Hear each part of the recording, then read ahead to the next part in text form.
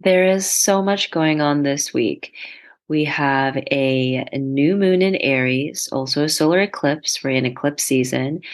There's also Mercury retrograde starting the day after. And so, if you've been feeling overwhelmed this week, or even just the last few weeks, or since the first new moon in Aries that we had a month ago, know that it is completely normal and a signal to spend extra time doing your self care practices. Now, as I say this, I know that I definitely need to follow my own advice.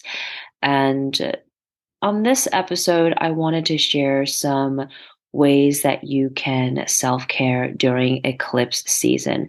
And we will be experiencing this intensity this month and next month, and then again in October and November. With eclipses, you feel the energy a couple weeks before and a couple weeks after, which is why I really feel like this intensity will last us all the way through May. So April and May, we'll be exploring the themes of the self and understanding who we are, prioritizing ourselves, thinking about our identity and how that relates to relationships in our lives, and how when we change, our relationships change as well. I shared yesterday a post on Instagram that many people messaged me and said it really resonated with them in terms of really understanding when and where, how you spend your time. And if those people, those groups really appreciate you, I know that I have been going through those lessons and really thinking about that. Why do I go to the places and spend time with people that may not necessarily understand me, or I feel like I need to explain myself or to be worthy or feel more worthy, hanging out with them or being in this group?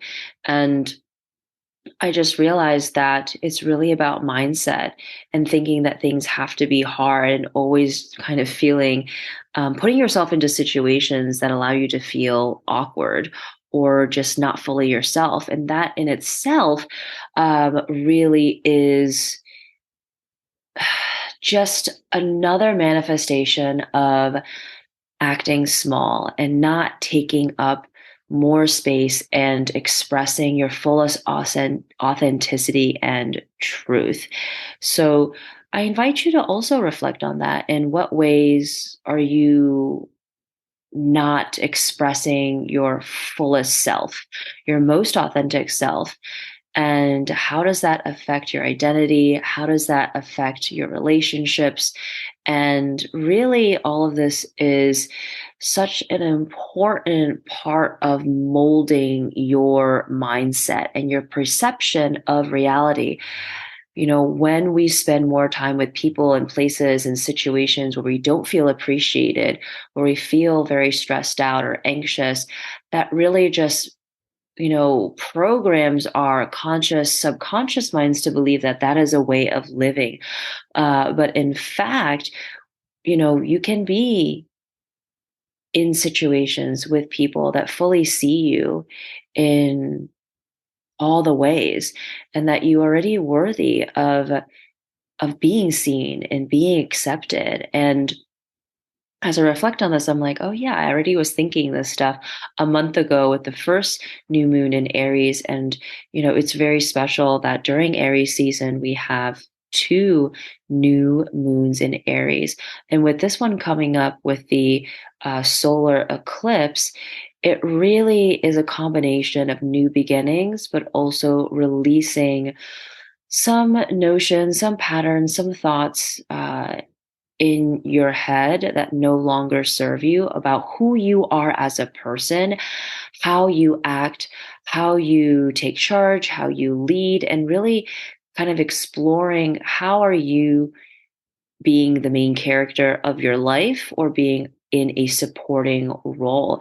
And really, this new moon solar eclipse really begs you to think about how you can just take up more space and live life in a way that maybe even surprises you, and something that I mentioned in last week's episode causes you to be unrecognizable to yourself, but in a good way because of all the growth that you have been experiencing. So, to take care of yourself during eclipse season, which is in April and May, October, November, look to your moon sign and spend time grounding, embodiment practices. Today, my friend Emily had a session for her program, and I shared that I wanted to take aligned action, continue creating momentum. And when she, asked me to elaborate, I was like, I thought about some more, I felt into it, and it really was about receiving. And when I was, setting the intention that I wanted to take more aligned action and to uh, be able to create my own momentum, I realize I'm like, oh, these are already things that are happening.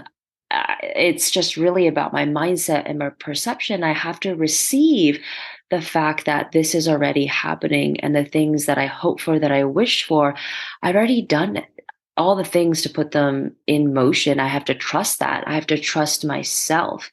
And I think one of the biggest lessons that we have for eclipse season, and these themes that will stick with us for the next 2.5 years, is trusting yourself, being vulnerable, and leading, sharing your vision when it might feel scary, when you might not feel ready. And I definitely know that I've been really exploring these themes.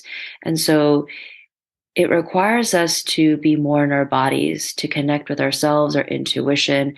So think about embodiment practices, movement practices that really light you up, maybe even kind of, make you a little nervous because it's something you've never done before, like a dance class. I went to this yoga class that also combined a bit of dance last week. And I definitely was very uncomfortable doing it, but I felt like I really, really needed it. And afterwards, I was like, that was really great. So again, eclipse season brings us what we need, perhaps not what we want.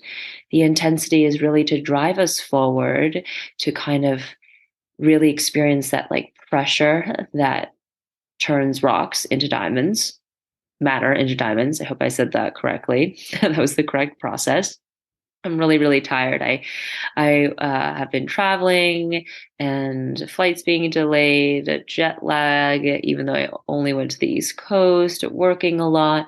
And so I hope these messages made sense to you.